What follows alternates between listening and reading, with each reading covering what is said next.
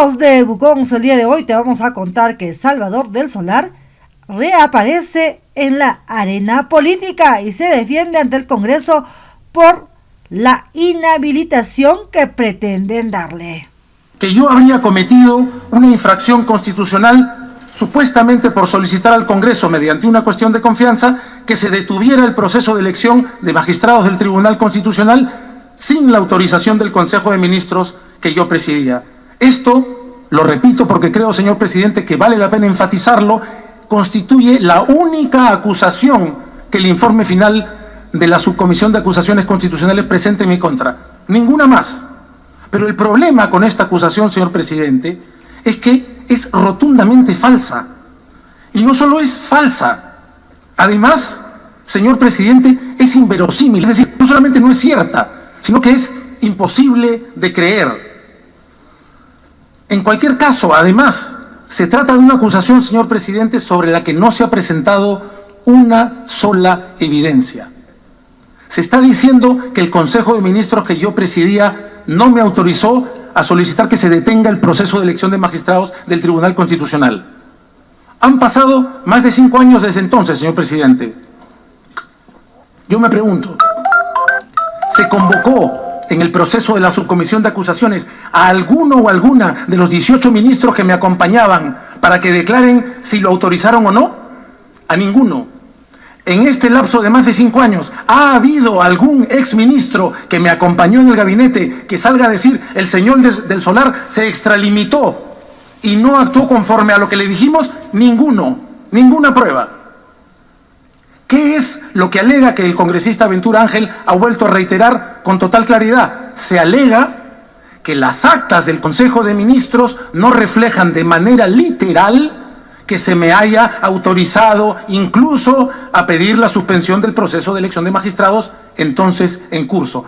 Esa es la única prueba que presenta el informe final del congresista Ventura, ignorando, como todos sabemos, que la práctica normal de unas actas es reflejar de manera resumida, escueta, lo que se acordó.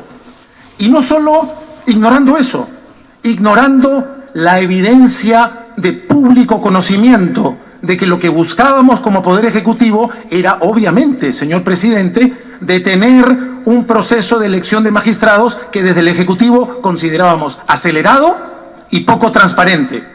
Y no solo era evidente, señor presidente, el mismo 27 de septiembre de 2019, 3 días antes del 30 de septiembre, cuando me presenté en este hemiciclo, vine al Congreso trayendo personalmente el oficio en el que solicitaba se me reciba.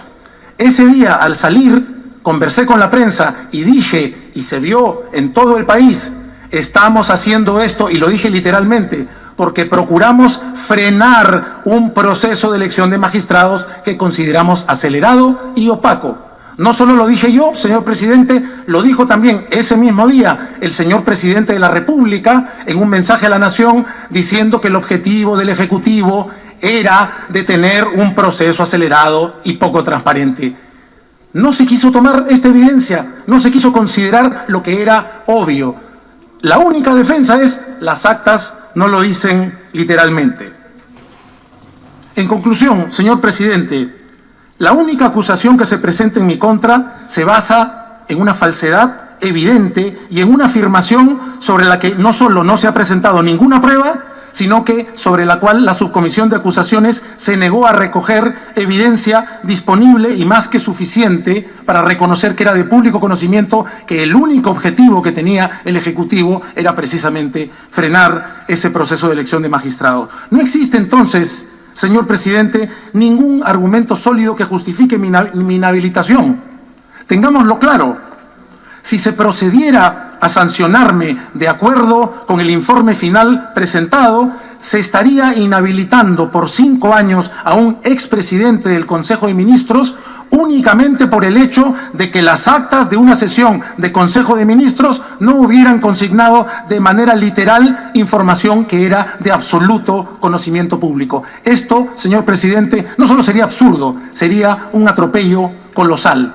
Y sin embargo, señor presidente, esto no es todo. Habiendo demostrado ya en relación con el fondo del asunto, que estas denuncias nunca debieron proceder, hay todavía un argumento adicional cuya contundencia resulta absolutamente insuperable. Y es que, como mi defensa ha manifestado en repetidas ocasiones sin ser atendida, el plazo con el que contaba la comisión permanente para acusarme ante el Pleno del Congreso ya caducó. Como todos sabemos, señor presidente, el artículo 99 de la Constitución señala con total claridad que la comisión permanente cuenta con un plazo de 5 años para acusar constitucionalmente a un exministro, y esos 5 años cuentan desde el día en que el ministro cesa en sus funciones. Cesé en mis funciones precisamente el 30 de septiembre de 2019. 5 años después fue el 30 de septiembre de 2024. En esa fecha esto debió caducar de manera definitiva. No digo yo, ni siquiera solamente mi defensa legal, señor presidente, que estamos hablando de un plazo cuya naturaleza es de caducidad. Lo dice, señor presidente, el propio Parlamento a través de informes oficiales de la Comisión de Constitución y Reglamento. Tanto un informe del año 2003 como un informe del 20 de febrero del año 2007, donde se señala, por intermedio suyo, a los señores congresistas, con toda claridad, señor presidente, que el plazo al que se refiere el artículo 99 es de caducidad, y que esto quiere decir 3 cosas. La primera, que una vez que comienza a correr este plazo, no puede admitir interrupción ni suspensión de ninguna clase, ni siquiera si se inicia un procedimiento. Lo dice el informe del año 2007. En segundo lugar, que una vez cumplido el plazo de caducidad, la caducidad debe declararse no importa cuánto haya avanzado cualquier procedimiento. Y en tercer lugar, que para los casos de un juicio político como este, una vez cumplido el plazo, desaparece totalmente la posibilidad del Estado de acusar y sancionar políticamente a un exministro. Por lo tanto, señor presidente, no cabe ni la menor duda. El plazo de caducidad para que se me pudiera acusar venció el 30 de septiembre de 2024. Sin embargo, y a diferencia de otros casos de parlamentarios que cesaron en sus funciones, señor presidente, exactamente en la misma fecha que yo, y que la Subcomisión de Acusaciones Constitucionales declaró caducos sus casos y los mandó al archivo, en contraste y en discriminación con ellos, a mi caso no se le ha declarado la caducidad. Y no solo eso, el informe final presentado por el congresista Ventura Ángel recogió argumentaciones de congresistas denunciantes señalando que no debía considerarse el 30 de septiembre, sino el 16 de marzo de 2025. ¿Por qué? Porque hubo un interregno parlamentario. Nuestra posición, señor presidente, es que esa argumentación es equivocada. Sin embargo, asumamos que fuera cierta. Acaba de leer el congresista Ventura, lo dijo en su presentación del informe final, lo dice el informe final, que la propia comisión permanente ya aprobó. Entonces la caducidad, según ese informe, tendría que ser el 16 de marzo de 2025, fecha que ya pasó, señor presidente. Incluso en la lógica del informe final, este caso, que además ya era cosa juzgada, caducó. Señor presidente, a pesar de esta contundencia y luego de darse cuenta de que esto ha sucedido de manera definitiva, uno de los congresistas denunciantes ha comenzado a presentar una tesis adicional, diciendo que hay que considerar que durante la pandemia no se debe contar el plazo. Es decir, señor presidente, sacando una carta debajo de la manga una y otra vez, ignorando el Estado de Derecho y pretendiendo simplemente aplicar a como dé lugar una decisión arbitraria de inhabilitar a un exministro que actuó, lo dijo el Tribunal Constitucional, estrictamente dentro del marco constitucional.